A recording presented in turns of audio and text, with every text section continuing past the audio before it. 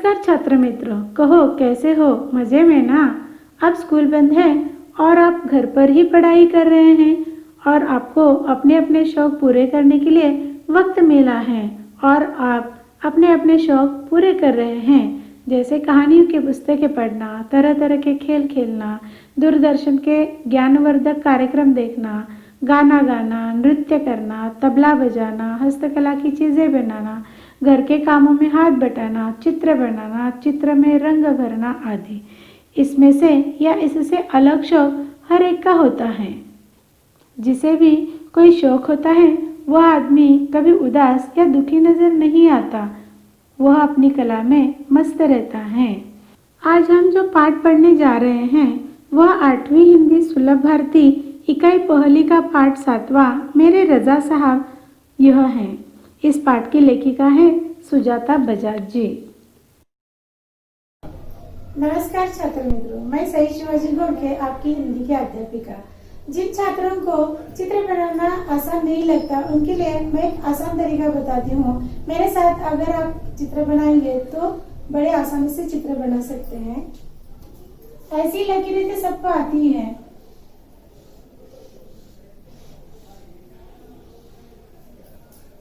फिर आप इसको जहां चाहे घुमा सकते हैं।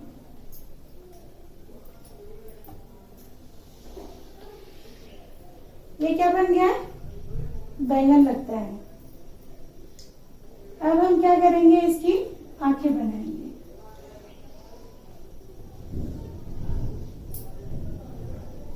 अब ये कहाँ देख रहा है, देखो ये इसकी भौहें है, ये इसका नाक है, लाल रंग का है क्योंकि वो नाक पे बॉल लगाता है। यह उसका मुंह है।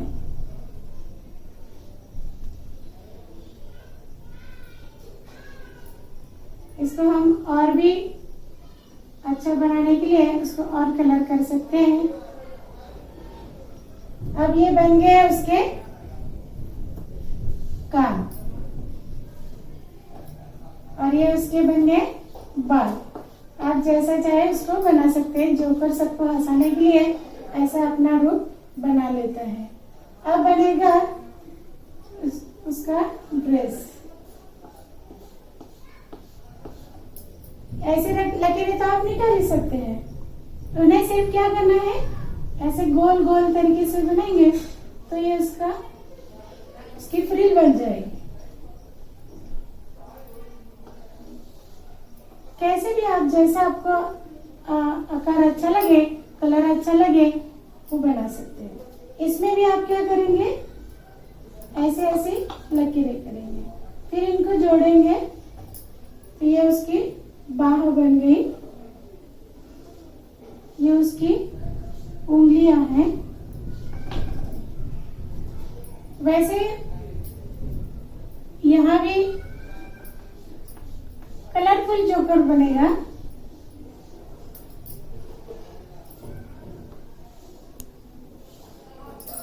ऐसे ऐसी लकीरें खींचते जाओ, ये तो आता ही है आपको। फिर इसको भी कलर पेन से और अलग कलर कर सकते हैं। पहले यहाँ उसकी टोपी सजा लेते हैं। इसमें गुब्बारा लगाएंगे, एक लाल गुब्बारा, एक हरा गुब्बारा।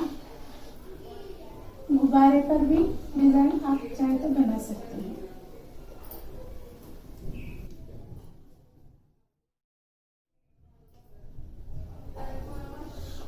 ये उसके पैर बन गए। इसमें भी आप ऐसे फ्रिल उसको भी बना सकते हैं।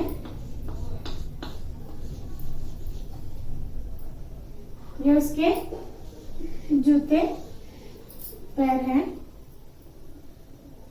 जोकर के हाथ में आप चाहे तो बॉल दे सकते हैं, रिंग भी दे सकते हैं, जिससे वो कसरतें करके दिखाता रहता है। यहाँ पर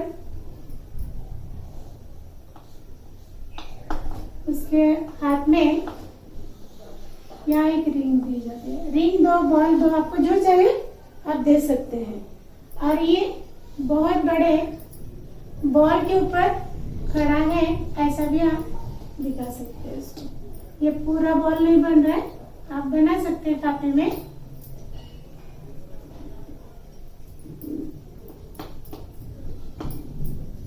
और इसको और अच्छा बनाने के लिए हम क्या करेंगे, इसके ऊपर आप फूल बना सकते हैं, गोल चौकोन जो भी अंक बना सकते हैं, लेकिन हम इसके ऊपर अक्षर बनाएंगे, वर्णमाला के अक्षर, अ आ ई,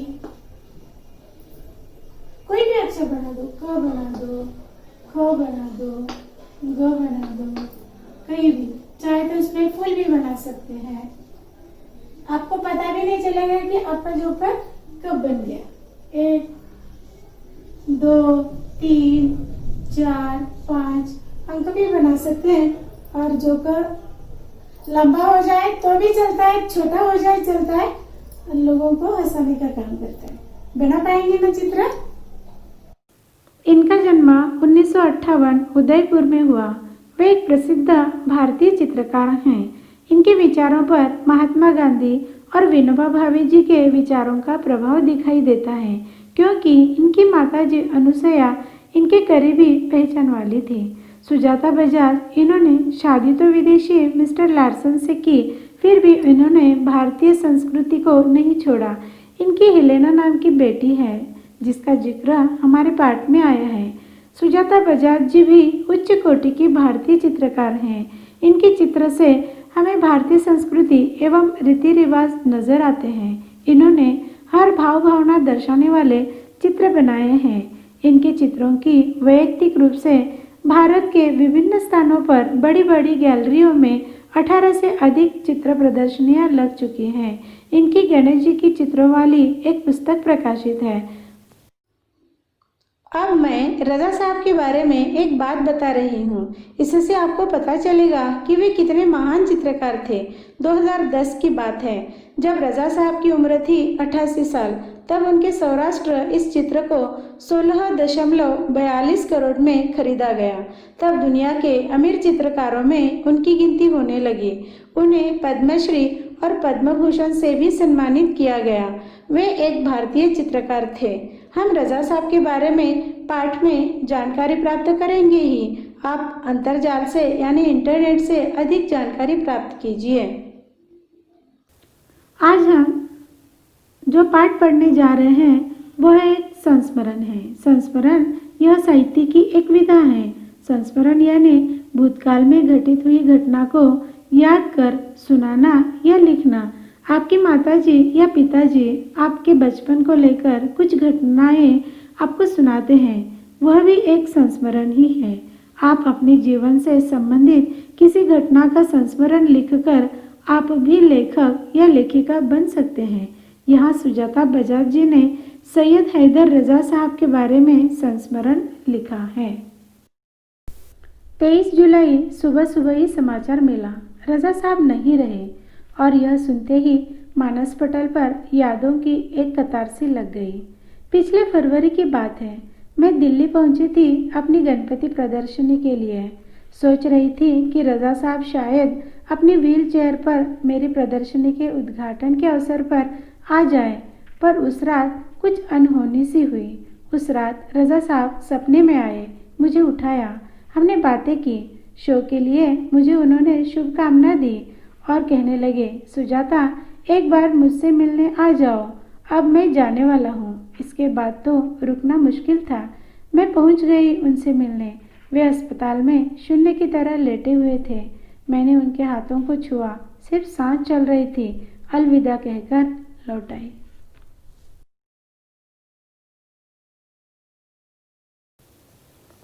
तेईस जुलाई 2016 को जब लेखिका को पता चला कि रजा साहब इस दुनिया में नहीं रहे, तब उन्हें दिल्ली वाली गणपति प्रदर्शनी की बात याद आती है। प्रदर्शनी के उद्घाटन पर लेखिका ने रजा साहब को आमंत्रित तो किया था, लेकिन वे नहीं आए थे। लेकिन उसी रात एक अजूबा हुआ। लेखिका के सपने में रजा साहब आए। उन्होंने उन्हें जगाया, उनसे बातें की, प्रदर्शनी के लिए शुभकामनाएं दी और कहा, सुजाता मैं जाने वाला हूँ, मुझसे मिलने आ जाओ। और लेखिका का सपना टूटा और वे उनसे मिलने गई। अस्पताल में रजा साहब आखिरी सांसें गिन रहे थे। इससे हमें यह पता चलता है कि लेखिका के प्रति रजा साहब को कितना स्नेह था, अपनापन था। रजा साहब अपने धर्म के साथ साथ उतने ही हिंदू और ईसाई भी थे। उनके स्टूडियो में गणपति की मूर्ति, क्रॉस, बाइबल, गीता, कुरान, उनकी माँ का एक फोटो, गांधी जी की आत्मकथा, वह भारत से लाई हुई मोगरे की कुछ सूखी मालाएं, सब एक साथ रखा रहता था। वे गणेश जी को भी पूजते थे और हर रविवार को सुबह चर्च भी जाते थे। एक दिन जहांगीर आर्ट गैलरी में प्रदर्शनी देखते हुए किसी ने कहा, अरे यह तो एसएच रजा हैं। मैं एकदम सावधान हो गई क्योंकि मेरी सूची में उनका भी नाम था। मैंने उनके पास जाकर कहा, रजा साहब आपसे बात करनी है। वे देखते ही रह गए। उन्होंने मुझे इंटरव्यू दिया, बहुत सारी बातें हुई। अचानक मुझसे पूछने लगे कि आप और क्या क्या करती हैं। मैंने कहा, मैं कलाकार हूँ, पेंट करती हूँ। वे तुरंत खड़े हो गए और कहने लगे, चलो तुम्हारा काम देखते हैं। मैं सोच में पड़ गई। मेरा काम तो पुणे में है। उन्हें बताया तो वे बोले, चलो पुणे। ताज होटल के सामने से हमने टैक्सी ली और सीधे पुणे पहुंचे। उन्होंने मेरा काम देखा और फिर कहा, आपको पेरिस आना है, आपका भविष्य बहुत उज्जवल है। मैंने जो अनुच्छेद पढ़े हैं, इनसे हमें यह पता चलता है कि रजा साहब मुस्लिम होते हुए भी सभी धर्मों को मानने वाले थे। जैसे वे गणपति की पूजा करते थे, उनके पास गीता यह हिंदुओं का पवित्र ग्रंथ था। इससे वे हिंदू धर्म को मानते थे, इस बात का पता चलता है। बाइबिल, क्रॉस उनके पास रखते थे और हर इतवार को वे चर्च भी जाते थे। इससे वे क्रिश्चियन धर्म को भी मानते थे। कुरान उनके धर्म का पवित्र ग्रंथ का तो वे सम्मान करते ही थे। साथ में वे अपनी माता से भी बहुत प्रेम करते थे। गांधी जी के विचारों से वे प्रभावित थे। उन्हें अपनी कला से बहुत प्रेम था। अपनी कला में आने वाले नए कलाकारों को वे प्रोत्साहन देने वाले थे। इसलिए वे तुरंत मुंबई से पुणे सुजाता का पेंटिंग काम देखने गए। उन्हें पेरिस आने का न्योता भी दिया। छोटी से छोटी बात भी उनके लिए महत्वपूर्ण हुआ करती थी।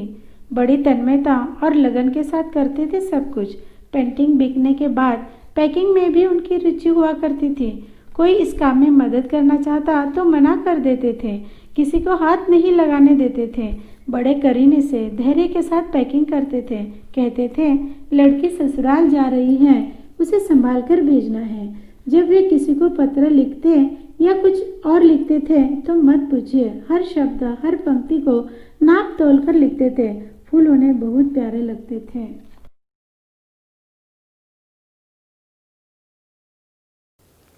इस अनुच्छेद से हमें इस बात का पता चलता है कि रजा साहब इतने बड़े चित्रकार होने के बावजूद आत्मनिर्भर थे। अपने छोटे छोटे काम बड़ी खुशी से करते थे। अपनी पेंटिंग को अपनी बेटी जैसा मानते थे। जैसे कोई पिता अपनी बेटी को ससुराल भेजते समय भावुक होता है, वैसे ही वे अपनी पेंटिंग के बारे में भावुक होते थे। किसी को कुछ लिखना होता तो सोच समझकर लिखते थे। मुझे याद है 22 अक्टूबर 1988 को मैं लंदन से पेरिस के गार्दिनो स्टेशन पर ट्रेन से पहुंची थी। रजा साहब स्टेशन पर मेरा इंतज़ार कर रहे थे। ट्रेन लेट थी पर वे वही डटे रहे। मुझे मेरे हॉस्टल के कमरे में छोड़कर ही वे गए। एक दिन मैं बीमार होकर अपने कमरे में पड़ी थी। रात 11 बजे रजा साहब मेरे लिए दवा भारतीय रेस्टोरेंट से खाना पैक करवा कर पहुँच गए। मेरे घर वालों को फ़ोन करके कहा, आप लोग चिंता न करें, मैं हूँ पेरिस में सुजाता की चिंता करने के लिए। सुजाता जी पहली बार लंदन से पेरिस के गार्दिनो स्टेशन पर आ रही थी। ट्रेन काफ़ी लेट होने के बावजूद रजा साहब वहाँ से चले नहीं गए। लेखिका को सुरक्षित उनके हॉस्टल पर पहुँचा कर ही रहे। और सुजाता जी जब बीमार थी तब रजा साहब उन्हें दवा और भारतीय खाना देकर उनके माता पिता को भारत में फ़ोन कर दिलासा दिया, आप बिल्कुल न चिंता करें। इससे हमें पता चलता है कि रज़ा साहब स्त्रियों को कितना सम्मान देते थे। हर बार जब मैं या रज़ा साहब पेंटिंग पूरी करते तो सबसे पहले एक दूसरे को दिखाते थे। दोनों एक दूसरे के ईमानदार समालोचक थे। हमने मुंबई, लंदन, पेरिस और न्यूयॉर्क में साथ साथ प्रदर्शनियां की, पर कभी कोई विवाद नहीं हुआ। यह उनके स्नेह व अपनेपन के कारण ही था। रज़ा साहब और सुजाता जी अपनी अपनी पेंटिंग पूर्ण होने पर एक दूसरे को दिखाते थे और चित्र के गुण और कमियां खुलकर बताते थे। झूठी तारीफ नहीं करते थे। दोनों की प्रदर्शनियां साथ साथ में लगी, लेकिन कभी कोई मनमुटाव नहीं हुआ। हिंदी उर्दू तो हमेशा से ही बहुत अच्छी रही है उनकी। अंग्रेजी फ्रेंच भी वे बहुत अच्छी लिखते थे। कविताओं से बहुत प्यार था उन्हें। शेर गज़ल व पुराने हिंदी फिल्मी गाने बड़े प्यार से सुनते थे। एक डायरी रखते थे अपने पास। हर सुंदर चीज़ को लिख लिया करते थे उसमें। मेरी बेटी हेलेना बहुत खूबसूरत हिंदी बोलती थी तो उन्हें बहुत गर्व होता था। वे हमेशा उसके साथ शुद्ध हिंदी में ही बात करते थे। रज़ा साहब का हिंदी, उर्दू, अंग्रेजी, फ्रेंच भाषाओं पर प्रभुत्व था। इन चारों भाषाओं में वे बातचीत कर लेखन वाचन किया करते थे। जैसे हम अपनी जो भी मातृभाषा है वह और हिंदी अंग्रेजी पढ़ते हैं, लिखते हैं और बोलते भी हैं। यहाँ पर रज़ा साहब के चित्रकारी के अलावा और कौन कौन से शौक थे ये मालूम होता है, जैसे कविता बनाना, पढ़ना, शेर, गज़ल, हिंदी गाने सुनना तथा डायरी लेखन करना आदि। हमें भी एक से अधिक शौक विकसित करने चाहिए। रज़ा साहब को अच्छा खाने का बहुत शौक था, पर दाल चावल, रोटी आलू की सब्जी में जैसे उनकी जान अटकी रहती थी। मैं हफ्ते में एक बार भारतीय शाकाहारी खाना बनाकर भेजती थी उनके लिए, उनके फ्रांसीसी दोस्तों के लिए। सुजाता बजाज जी हमें रज़ा साहब के खाने की पसंद के बारे में बताना चाहती है और वे उन्हें और उनके फ्रांसीसी दोस्तों के लिए भारतीय शाकाहारी खाना हफ्ते में एक बार भेजती थी। बड़े चाव से खाते थे वे। भारतीय दाल चावल, रोटी आलू की सब्जी उन्हें बेहद पसंद थी। हम भी कितने नसीब वाले हैं, भारत में रहते हैं और भारतीय तरह तरह के व्यंजन खाते हैं। रज़ा साहब के कुछ पुराने फ्रांसीसी दोस्तों को उनके जाने की खबर देने गई तो फिर से एक बार उनकी दीवारों पर रज़ा साहब की काफ़ी सारी कृतियाँ देखने का मौका मिल गया। मैं हमेशा कहती, रज़ा साहब आप मेरे एंजल गार्जियन हैं, तो मुस्कुरा देते, पर सन 2000 के बाद से कहते, क्यों अब हमारी भूमिका बदल गई है, तुम मेरी एंजल गार्जियन हो, अब मैं नहीं।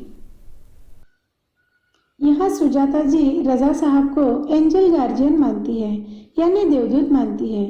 देवदूत हमें हर काम में सहायता मांगने पर देता है। देवदूत की तरह रज़ा साहब ने विदेशों में उनकी सहायता की, लेकिन 2000 के बाद रज़ा साहब कहते, तुम मेरी एंजल गार्जियन हो, अब हमारी भूमिकाएं बदल गई हैं, यानी अब मुझे तुम्हारी सहायता की आवश्यकता है, अब मैं बूढ़ा हुआ हूँ। जैसे बचपन में आपके गार्जियन माता पिता होते हैं और जब पढ़ लिख कर आप बड़े बन जाते हैं तब भूमिकाएं बदल जाती हैं और आप माता पिता के गार्जियन बन जाते हैं। लेखिका रज़ा साहब के फ्रांसीसी दोस्तों को उनके जाने की बात बताने जाती है, तब उनकी दीवारों पर रज़ा साहब के बहुत सारे चित्र देखती हैं।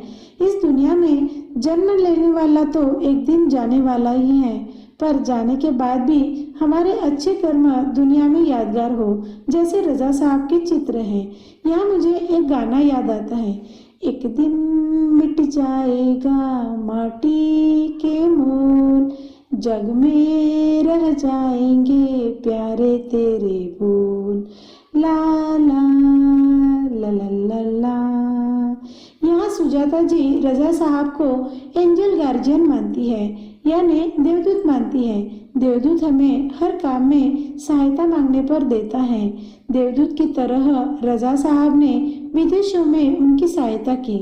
लेकिन 2000 के बाद रजा साहब कहते, अब हमारी भूमिकाएं बदल गई है, यानी अब मुझे तुम्हारी सहायता की आवश्यकता है। अब मैं बूढ़ा हुआ हूँ। जैसे बचपन में आपके गार्जियन माता पिता होते हैं और जब पढ़ लिख कर आप बड़े बन जाते हैं तब भूमिकाएं बदल जाती हैं और आप माता पिता के गार्जियन बन जाते हैं।